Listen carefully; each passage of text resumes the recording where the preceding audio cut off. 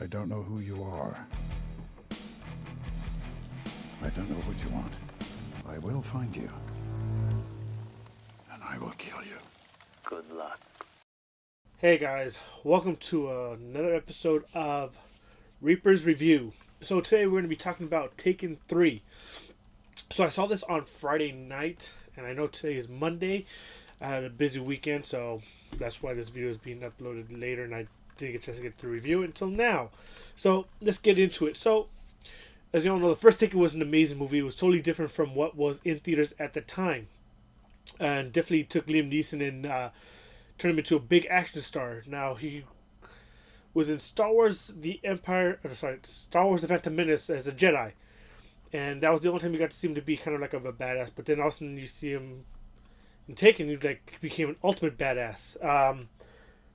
And they did a pretty good job. I mean, from who he is and that kind of roles he takes. He doesn't really do like action roles. He's more of like drama and stuff like that, more serious roles. It was definitely something different from what he normally did. You had like the original storyline. You had good action sequences.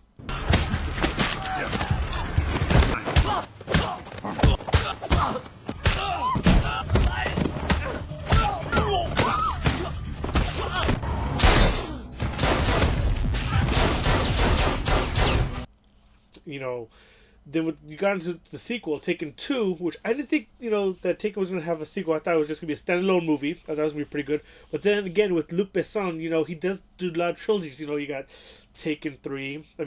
All three Takens. You have the Transporter series. And he wanted to do a sequel for The Professional, but that is just, I think it's just not going to happen, or just who knows what's going on with that. Because La Femme Nikita was the first one. La Femme Nikita happened, and then The Professional was kind of a spin-off. With Leon's character, it's kind of a spin-off. Which I don't know how it is, because if you watch La Femme Nikita, spoiler alert, he dies in the La Femme Nikita. So that's kind of like, Well, but besides all that, then you have, Kiss the Dragon is just a one-shot movie. Then you have Fifth Element, another one-shot movie. So there's a lot of one-shots, but I was kind of surprised that, that he started doing more and more, like trilogies and stuff like that.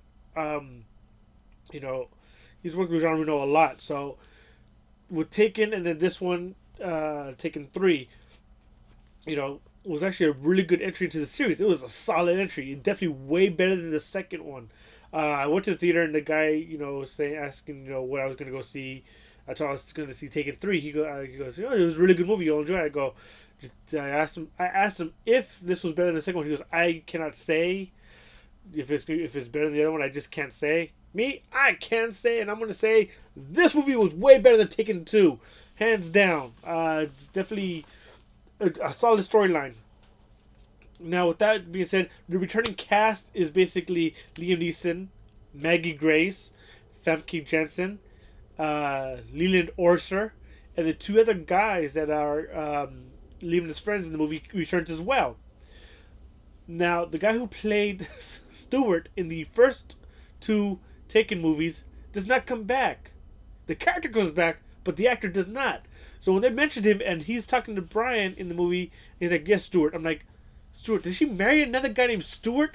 For me, it just took a while for me to realize, oh, they got a different actor to play the husband. So it kind of just like, wait, what's going on here? So I was thrown off guard for a quick second. And so I was like, okay, whatever. And then they got the returning boyfriend. The movie is actually really solid. It starts out with him and sorry guys. It starts out with him going to his daughter's house or apartment, actually, wishing her happy birthday. And basically it's it's a little banter between him and her, talking about how he's always predictable, so he want to try something different because her birthday's not for another few days, but he decided to come early and get her a present, and he got her a big old panda and all that. So she has some news to tell him, and there's a lot of things that are going on between that whole moment. Then you move on to him and Famke Jenssen's character, Lenore. Now she dies, and he's framed for her murder, and now he has to find out who killed her and why, and what does it have to do with him? So this whole movie is actually, nobody gets taken. So so don't expect somebody to get taken. It's just him trying to figure out the murder of his ex-wife, and what does that have to do with him? Why is it involving him, and is Kim in trouble, and he has to protect her, and the cops are after him for the murder of his wife, and he's trying to convince them what's going on, and they don't want to believe him, and then you have Stewart saying, well, he wouldn't do it, and so there's a whole lot of things going on. In the end, you have his friends, Brian Mills' friends, come in and help him out, and which is pretty cool. This time now, instead of having like in the first one where you see them all working together to keep the pop diva from getting killed or attacked after her concert or stuff like that, you see them in a bigger capacity doing a little bit more, and you can see how badass they really are, and how cool they are. Even for old guys, they are pretty badass. The series, I think, is going to end with this one. I would be kind of surprised if they did a fourth one, but not really, because it's just, I don't know. It ended nicely, but I wouldn't be surprised if they did a fourth one. I'm not too sure how well it did in the box office. I didn't get to check the numbers, but I will leave it right here. Here's the box office numbers for the weekend. So that is the box office numbers that they had, and that's what's going to do. If it makes more than what it costs to make it, they might make another one, but I doubt it. Usually he does only 3. I haven't seen him do 4 movies yet, so we'll see. We'll wait and see. It's directed by Oliver Megaton, who did the Transported 3, and he did another one. I think he did another Luc Besson movie. I think there's another one with Maggie Grace. That movie wasn't that good. The opening sequence was just terrible. It was a cool concept, but it just didn't work. It was the one with the prison in space. I think he directed that one as well. He might have directed Transporter 2. I'm not 100% sure.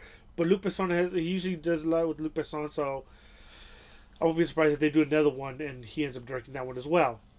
But all in all, the storyline was very well done. The storyline was well done.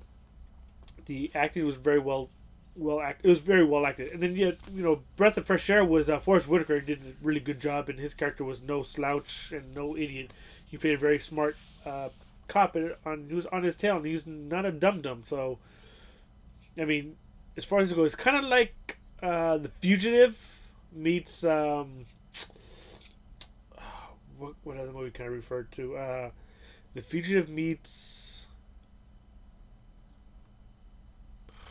I don't have anything. Basically, like Kiss the Dragon, almost. Basically, that's all I got. I ran out of ways to compare it to. But all in all, I recommend checking this out as soon as you can, guys.